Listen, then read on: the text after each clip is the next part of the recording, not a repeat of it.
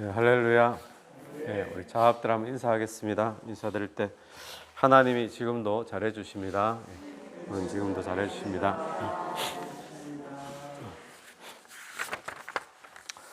네, 오늘 본문은 이제 모세가 드디어 순종해서 애굽 땅으로 이제 들어가게 되는 그 모습이 오늘 본문에 나오고 있습니다.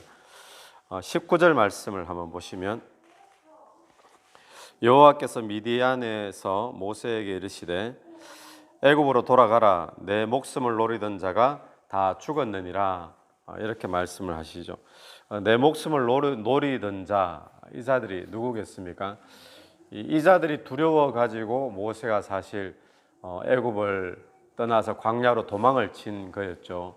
또 모세에게 두려움을 주는 그 두려움의 대상이 이제는 없어졌다라는 것을 이야기하고 있습니다. 그래서 모세가 하나님 앞에 순종을 하긴 하는데 어떤 두려움과 염려로 하나님의 부르심 앞에 그 콜링 앞에 순종을 잘 응답하지 못하던 모세가 드디어 순종을 하기 시작하니까 이 믿음의 발걸음을 옮기기 시작하니까 하나님께서 그가 가장 크게 두려워했던 것들, 두려움의 원인이었던 것들, 그것을 정리해 주시고 또 처리해 주시는 그런 모습을 우리가 보게 되어집니다. 하나님은 처음부터 모든 것을 우리에게 다 해결해 놓고 또 처음부터 우리에게 다 정리해 놓으시고 보여주시고는 가라라고 하시지 않습니다. 하나님께서 우리에게 그냥 두려움이 있으면 두려움이 있는 대로 또 무슨 문제가 있으면 문제가 있는 대로 그 상태로 가라 그러시는데 일단 순종하고 첫 발걸음을 떼고 나면 하나님께서 하나하나 역사하시고 인도하시면 우리가 보게 되어지는 거죠. 그래서 모세에게 중요한 것은 뭐였는가 하면 하나님 이 문제를 해결해 주시면 내가 가겠습니다. 뭐 이렇게 해주면 또 정리해 주시면 이게 아니라 그냥 순종하면 하나님이 모세가 두려워했던 것, 모세에게 걸림돌이 되었던 것, 또 우리 어제 본문처럼 말 못한 것 이런 것 하나하나 주님께서 순종하면 역사해 주시는 그런 분인 줄로 믿습니다. 그래서 오늘 저와 여러분의 삶에도 중요한 것은 순종하기 시작하면 그러면 하나님께서 그때부터 한 걸음 한 걸음 역사하시는 것을 우리가 보게 될 줄로 분명히 믿습니다. 그러니까 20절에 모세가 그의 아내와 아들들을 나귀 위에 태우고 애굽으로 돌아가는데 모세가 하나님의 지팡이를 손에 잡았더라. 이제 가족을 다 데리고 이제 애굽으로 돌아가는 모습입니다. 그런데 돌아가는데 모세가 손에 들고 간 것은 무엇이죠? 예, 하나님의 지팡이를 들고 갔다라고 이야기를 하고 있습니다. 그러니까 모세가 하나님이 주신 사명 감당하기 위해서 지금 애굽으로 가는 거잖아요. 그러니까 출애굽을 민족을 출애굽 시키려고 그때 모세가 가지고 간 것은 뭐냐? 군대를 데리고 간 게 아니었다는 거예요. 모세가 그때 갖고 간 것은 큰 재물을 가지고 또 사람들을 뭐 월급 주고 사고 용병을 사고 뭐 이렇게 간 것이 아니었다는 겁니다. 모세가 그때 손에 가지고 간 것은 재물도 아니고 군대도 아니고 또 사람들의 어떤 힘이 될 만한 그런 게 아니라 하나님의 지팡이를 손에 들고 갔다라는 사실을 오늘 특별히 우리에게 표시를 해주고 있는 것이죠. 이 하나님의 지팡이가 보기에는 어떤 것일까요? 보기에는 일반 그냥 지팡이입니다. 많은 목자들이 들고 다니는 양치는 목자들이 들고 다니는 그런 지팡이하고 보기에는 똑같은 지팡이이죠. 그런데 이 하나님의 지팡이는 어떤 의미가 있습니까? 어떤 상징이 있는 거죠? 하나님께서 나와 함께 하신다. 그 의미가 있는 것이 바로 이 하나님의 지팡이였잖아요. 그래서 이 지팡이를 통해서 기적을 보이고 또 지팡이를 붙잡고 가고 이런 것인데 오늘 우리가 주님의 일을 사역할 때 또 주의 일을 감당할 때 또 어떤 주의 사업을 펼칠 때 우리가 들고 가야 될 것이 뭐겠습니까? 우리는 자꾸 돈을 싸들고 가려고 합니다. 이게 있어야 주의 일이 된다고 생각하고 그런데 진짜 주의 사역하는 분들 보면 돈이 있으면 있는 대로 돈이 없으면 없는 대로 주의 일을 하러 가잖아요. 또 백이 있으면 또는 또 큰 힘이 될 만한 뭐가 누가 있으면 이게 아니라 있든지 없든지 주의 일을 하러 가는 사람들 있죠. 아프리카로 가기도 하고 선교지로 가기도 하고 또 뭐가 없는데도 불구하고 또 맡겨주신 일을 감당한다고 또 순종한다고 이렇게 하는 모습들이 있잖아요. 그 모습이 오늘 딱 모세의 모습과 비슷한 거죠. 오늘 우리가 들고 가야 될 것은 돈도 아니고 세상의 어떤 힘도 아니고 어떤 세상의 백도 아니라 우리가 하나님의 지팡이를 들고 사명자는 또 사역자는 나가야 될 줄로 믿습니다. 하나님의 지팡이는 무슨 뜻이라고요? 하나님 나와 함께 하신다, 이런 의미잖아요. 그러니까 우리가 붙잡아야 될 것은 하나님 나와 함께 하신다, 이거 붙잡고 나가야 되는 거지. 내가 돈이 있으니까 내가 마음이 안심이 되고 든든하고 이게 아니라는 거예요. 그러니까 모세는 하나님 지팡이를 딱 붙잡고 나갔다. 이 붙잡았다는 것은 어떤 의미겠습니까? 믿음으로 붙잡는 거잖아요. 하나님 나와 함께 하신다 해서 딱 믿고 그거 딱 믿고 이제 나가는 거죠. 오늘 저와 여러분이 어떤 일을 맡게 될 때, 또 어떤 사역을 하게 될 때 여러분 하나님의 지팡이를 붙잡게 되길 바랍니다. 하나님 나와 함께 하신다. 그 지팡이를 믿음으로 딱 붙잡고, 그럼 눈에는 보이는 돈도 없어요. 조건도 환경도 좋지 않아요. 그렇지만 하나님 나와 함께 하신다. 이것 붙잡고 사역의 현장으로 나가는 저와 여러분 되기를 간절히 바랍니다. 24절부터 보면 24절에서 26절까지 이야기가 있는데, 이제 모세가 애굽으로 가는 길이었습니다. 가는 길에 숙소에 있을 때 아마 여관에 있었겠죠. 있는데 여호와께서 그를 만나사 그를 죽이려 하신지라. 십보라가 돌칼을 가져다가 그의 아들의 포피를 베어 그의 발에 갖다 대며 이르되 당신은 참으로 내게 피난편이로다 하니 여호와께서 그를 놓아 주시니라. 그때에 십보라가 피난편이라 함은 할례 때문이었더라. 자, 이 부분은 성경의 여러 이해하기 힘든 부분 가운데 한 가지입니다. 그래서 논란이 많은 난해한 구절인데, 며칠 전까지만 해도 하나님께서는 모세에게 사명을 주시고 또 출애굽을 시키라라고 말씀하시는데, 근데 지금 와서 모세를 숙소에 있을 때 그를 만나서 죽이려고 하시는 장면이 나오죠. 참 이해가 안 되죠. 며칠 전만 해도 사명을 주고 이렇게 해라, 또 모세가 핑계 대니까 노하시면서까지 그렇게 끌고 가시는 하나님인데 지금 와서 죽이려 한다. 왜 이랬을까? 이런 질문이 생기죠. 의문이 생기죠. 그런데 또 십보라가 25절 보니까 돌칼을 가져다가 아들을 급하게 할례를 시키는 거예요. 그러니까 이제 하나님께서 이 모세를 살려주었다, 이런 본문인데, 십보라는 지금 하나님이 모세를 죽이려고 한다는 것이 자식에게 할례를 안 베풀어 가지고 그런 거다, 이걸 어떻게 알았을까요? 이렇게 급하게 지금 막 모세는 어떤 하나님의 죽음으로 막 몰고 가는데 그 장면을 보면서 십보라가 얼마나 눈치가 빠른지 딱 눈치채고는 그 자리에서 바로 아들 데려다가 돌칼 가지고 그렇게 할례를 시켜버린 거예요. 그러니까 모세가 살아난 거죠. 십보라는 이것을 어떻게 알았을까? 그러니까 이런 질문들이 너무 많은 거예요. 이 본문에서 이해가 안 되는.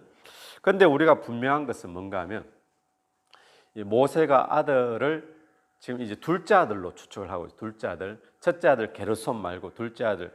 이 둘째 아들이 이때 이제 아마 여행 도중에 태어났다라든지 여행 가기 직전에 났다라든지 그래서 할례를 못 받았을 수도 있고, 그런데 그럴지라도 할례는 받잖아요, 이스라엘 사람들은.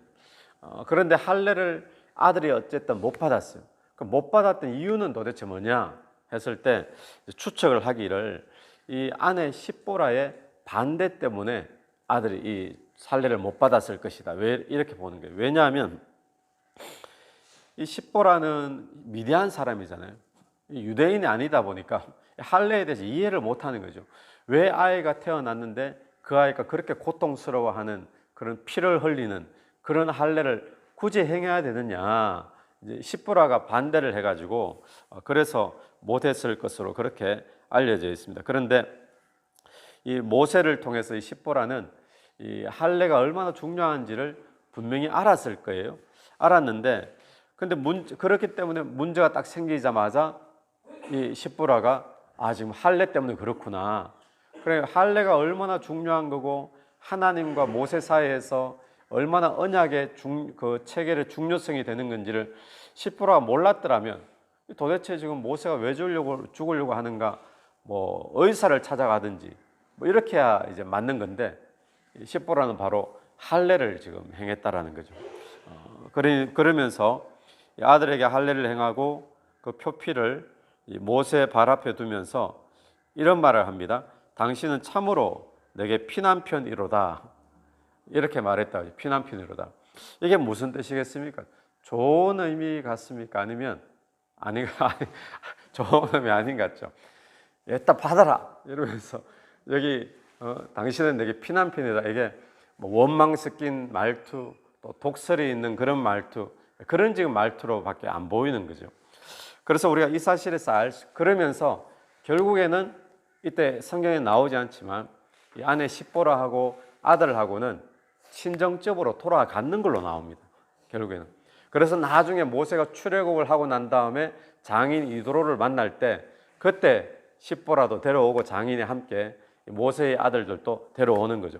그럼 모세가 함께 나왔다가 이 사건이 있고 난 다음에 십보라와 아들들을 그냥 친정으로 돌려보낸 것 같아요. 함께 가서 크게 도움이 안 되겠다, 이제 그래 싶었던 거죠.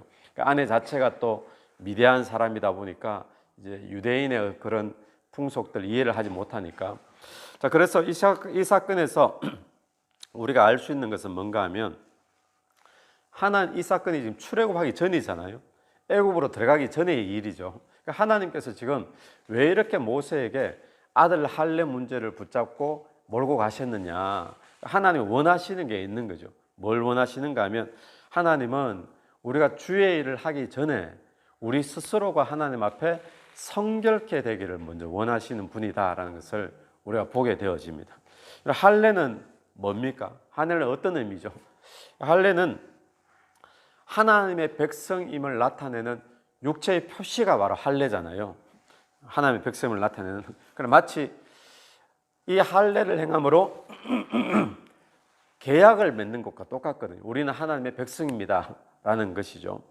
그래서 이 영화나 뭐 고대 사회를 나타내는 영화라든지 또는 뭐 근대에도 그런 영화를 보면 그런 모습이 있잖아요. 당사자끼리 뭔가 계약을 체결하는데 뭐 계약서에 적는 체결이 아니라 서로 이제 손에 피를 내 가지고 피를 흘려 가지고 그 피를 뭐 서로 나눠 마신다든지 뭐 피로 뭐를 한다든지 하면서 계약을 하는 거 있죠. 그런 것처럼 하나님은 나의 하나님이 되시고 우리는 하나님의 백성입니다라고 표시하고 계약을 맺는 것이 뭔가 하면 바로 할례를 표시하는 거거든요. 그리고 할례가 하나님하고 우리 하나님 백성하고 사이에서 굉장히 중요한 거죠.